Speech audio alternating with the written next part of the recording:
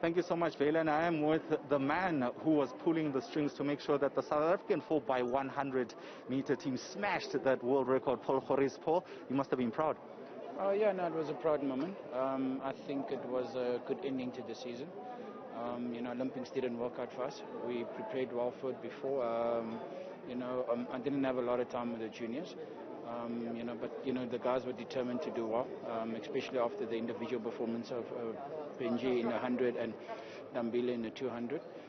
So that made my job a lot easier. It was just about getting the combinations right and the exchanges. And because of the little time that we had to make it as safe as possible.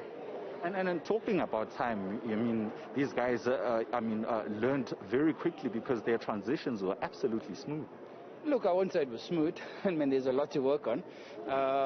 We more went for the safe option because, I know once we get into good position, Dambele down the back straight, and our third leg, Lucky did a phenomenal job, by the time we got to Benji, we were in the lead. So I think we went more on the safe route instead of the, expensive route and not getting the baton around. So I think we've learned from, Tokyo. We were unfortunate in Tokyo. But, this is a great bunch of youngsters. The future is looking very bright for them, for 2024 and beyond. If I take someone like Benjamin, he's still 17 years old, already bagging a silver medal. So yeah, look, I'm hopeful, and I definitely think the future for most of these boys looks very good.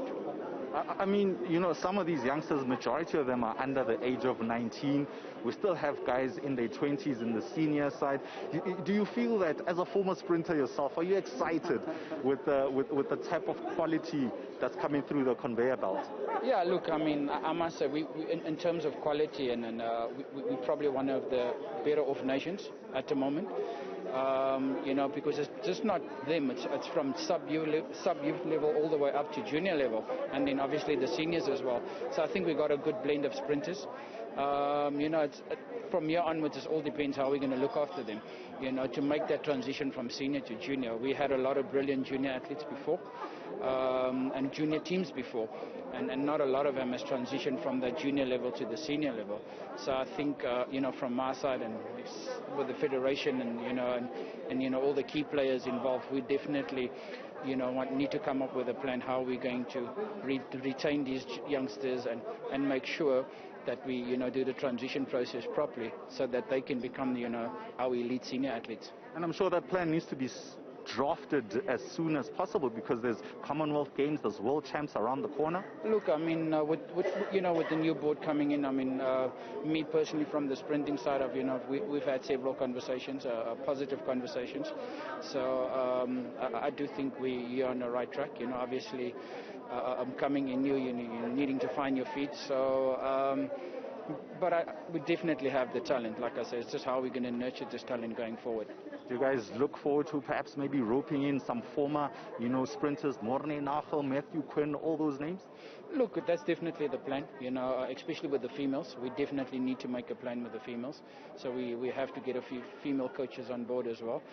In terms of the men, there's a few guys that we're looking at to bring in as well, to help and assist, with the junior athletes and then obviously onto the seniors.